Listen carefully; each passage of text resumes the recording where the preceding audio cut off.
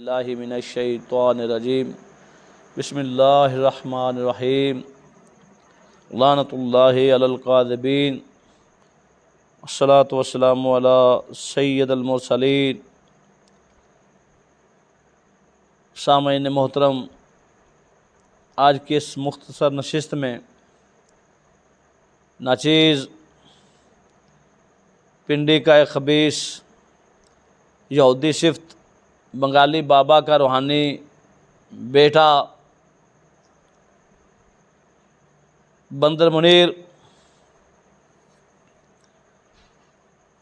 جو کہ پچھلے دنوں میں ضلع بہاول نگر کے علاقہ میں غالباً منڈی چشتیاں کے علاقہ میں خطاب کر رہا تھا۔ 4 کروڑ کی کتابوں ساری سر پہ اٹھاؤ، ایک کتاب میں دکھاؤ کہ یزید نے 2 رکعت نماز نفل پڑھائے ہوں، صحابہ اور اہل بیت نے پیچھے پڑے ہوں۔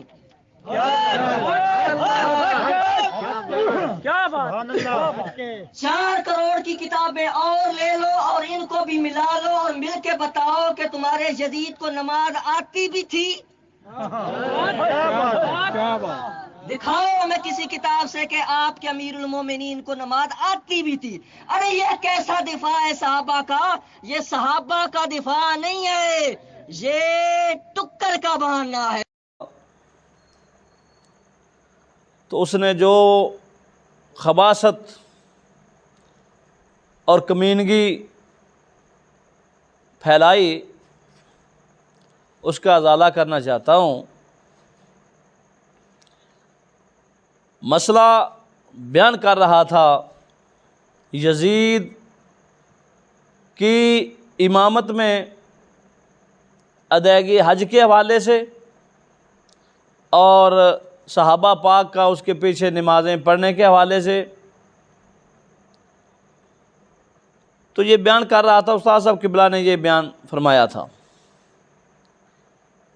کہ یزید نے اپنے دور حکومت میں 3 حج پڑھوائے تھے، صحابہ، تابع تابعین اور اہل بیت نے اس کے پیچھے حج ادا کیا۔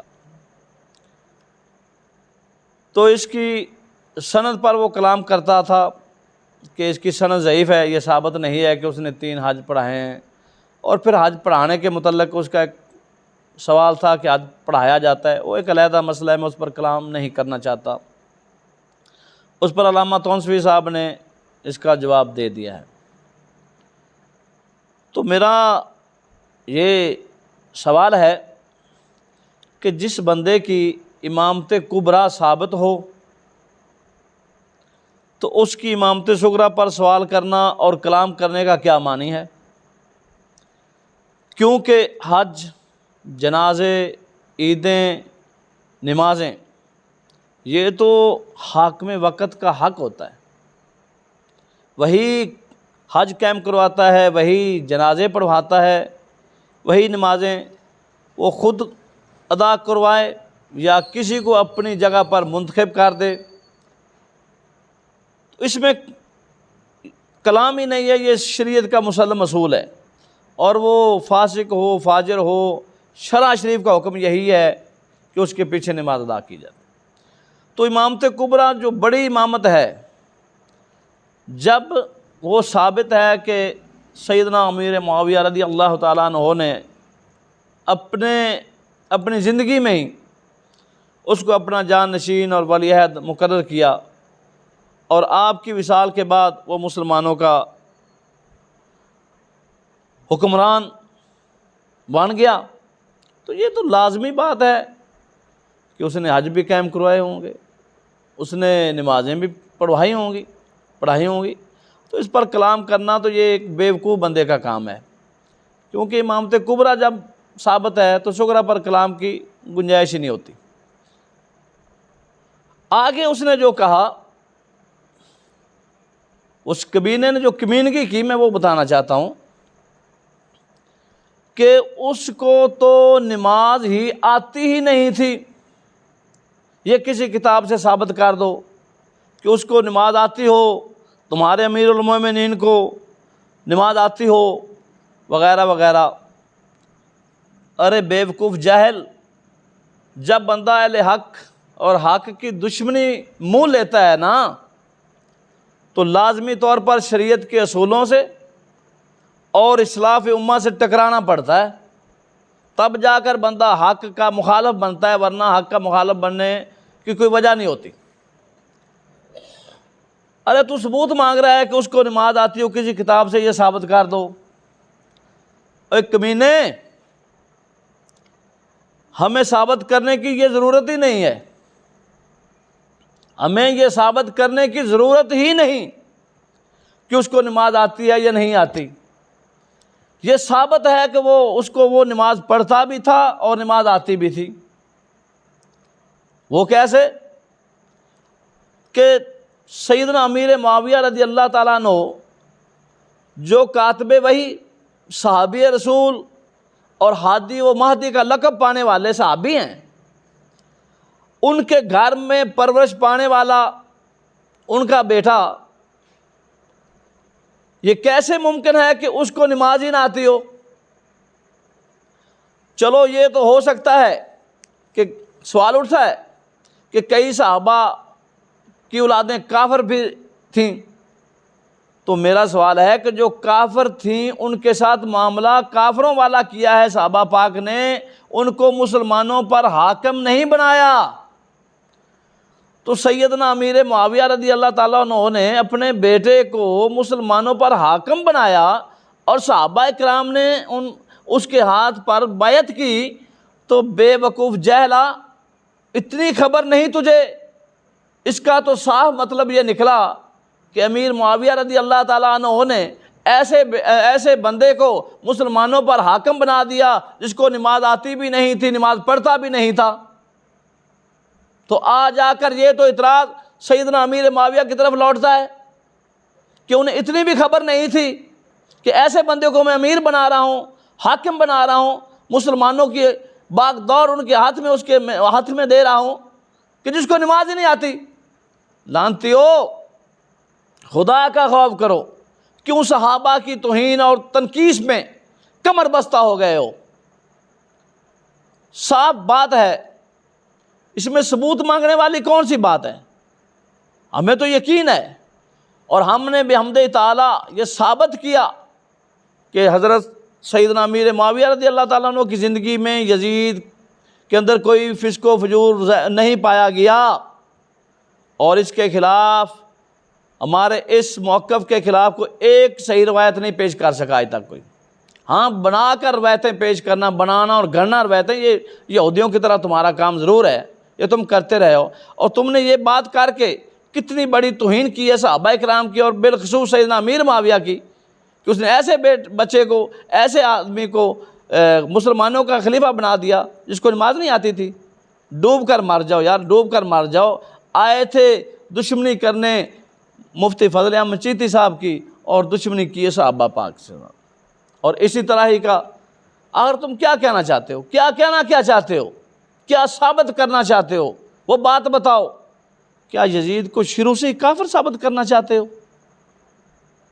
لگتا ہے تمہارا یہی ارادہ ہے، تو صاف کہتے کیوں نہیں ہو، تاکہ پتہ چل جائے کہ تمہارے اندر کتنا بغض ہے۔ اور یہ بنگالی بابا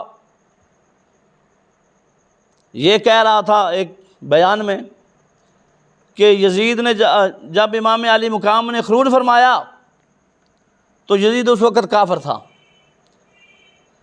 امیر معاویہ رضی اللہ تعالیٰ عنہ کی وفات مبارک 60 ہجری کو ہوئی، اور امام علی مقام کا خروج ہو رہا ہے 61 ہجری کو، تو وہ کچھ عرصہ، سال کا عرصہ نہیں بنتا، اتنے عرصے میں وہ کافر بھی ہو گیا، وہ ظالم بھی ہو گیا، وہ فاسق بھی ہو گیا۔ عجیب بات ہے۔ اور کہہ رہا تھا کہ وہ کافر تھا اور امام علی مقام پر خروج واجب تھا۔ حوالہ دے رہا تھا مفتی بندیالوی صاحب کا، وہ نقل کر رہے تھے روح المانی شریف سے محمود آلوسی صاحب کے حوالے سے، تو محمود آلوسی صاحب کے کو تو اعلیٰ حضرت نے غیر معتبر قرار دیا ہے، تو اس کا حوالہ دیتے ہوئے کچھ تو شرم آنی چاہیے تھی تجھے۔ دوسری بات، عقل نہ ہونا تو پھر موجیں ہوتی ہیں، اور جب بندہ حق والوں سے ٹکراتا ہے تو عقل رہتی بھی نہیں ہے. خدا جب دین لیتا ہے عقل اس طرح چھین لیتا ہے. تمہاری بات مانتے ہیں کہ یزید کافر تھا, امام علی مقام پر خروج واجب تھا, تو صحابہ اکرام جو روک رہے تھے امام علی مقام کو, تو وہ تو کافر کے خلاف خروج کرنے کو روک رہے تھے اور واجب کے بھی تارک ہو رہے تھے, اور امام علی مقام کو خروج سے روک رہے تھے. تو وہ تو اس کا مطلب صاف نکلا کہ وہ تو کافر کی حکومت پر رضامند تھے, اور کافر کی حکومت پر رضامند رہنا تو خود کفر ہوتا ہے. بات نہیں سمجھ آ رہی؟ تو اس کا مطلب نکلا کہ صحابہ کرام تمام کے تمام کفر پر رضامند ہو گئے, اہل بیت بھی. افسوس یار, کن جہلوں سے واسطہ پڑا ہے ہمارا یار. تمیز نہیں ہے, سوچنا نہیں ہے, دیکھنا نہیں ہے کہ کون سی بات کرنی ہے کون سی نہیں کرنی. کیا فساد لازم آتا ہے ان سے. اور آگے چلو, صحابہ کا تو چلو آپ کہہ سکتے ہیں, کیونکہ پہلے بھی تم نے صحابہ کے متعلق تو ملعون باتیں, دین دے کر جان بچانے کا یہ کلمات تم ادا کر چکے ہو. صحابہ کو چھوڑو, آگے امام علی مقام نے خود جب رجوع شریف کا ارادہ کیا اور بیعت کا ارادہ کیا تو وہ کافر کے ہاتھ پر بیعت کرنے کا ارادہ کر لیا تھا. شرم آنی چاہیے. تو اگر یہ بات ثابت نہ ہو بالفرض, جس طرح تم کہتے ہو کہ اقرار بیعت ثابت نہیں ہے, تو پھر جن اماموں نے یہ روایت نقل بھی کی اور اس کے صحت کا بھی حکم لگایا بعد نے, اور یہ ثابت بھی ہے, تو پھر انہوں نے تو بہت بڑا بہتان باندھ دیا امام علی مقام پر. اب ان پر فتویٰ کفر لگنا چاہیے. آ جا کر کچھ پاس نہیں بچے گا تمہارے. نہ صحابہ بچ سکتے ہیں, نہ اہل بیت بچ سکتے ہیں. یہی نتیجہ ہوتا ہے, یہی نتیجہ ہوتا ہے اہل حق سے ٹکرانے کا. بنگالی بابا کچھ تو خیال کیا ہوتا کہ واجب کے تارک بھی صحابہ کرام ہو گئے, کفر کی حکومت پہ رضامند بھی صحابہ کرام ہو گئے, اور امام علی مقام بھی پھر کافر کے ہاتھ پر بیعت کرنے کے لیے تیار ہو گئے.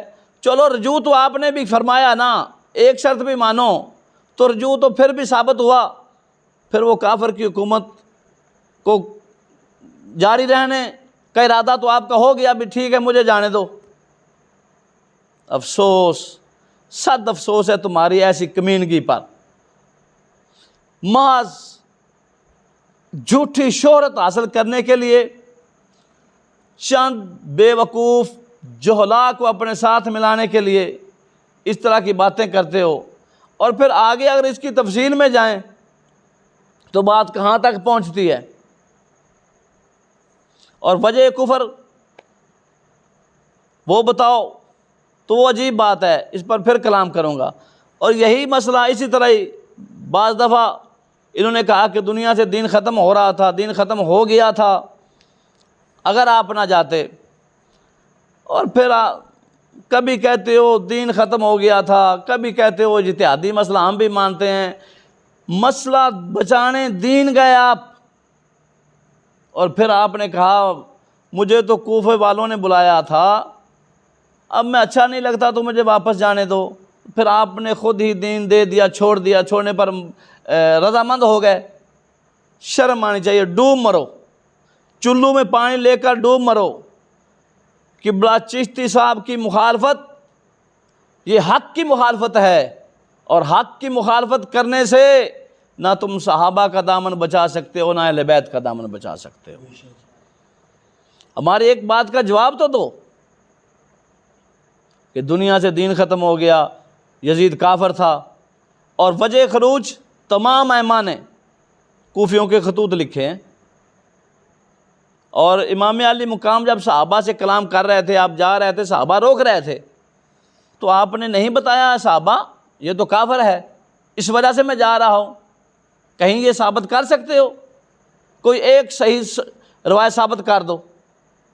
جب ثابت ہی نہیں, کسی امام نے بھی یہ بات نہیں لکھی, سب نے یہ لکھی ہے کہ وجہ خروج وہ امام علی مقام کا خروج کی وجہ کوفیوں کے خطوط تھے.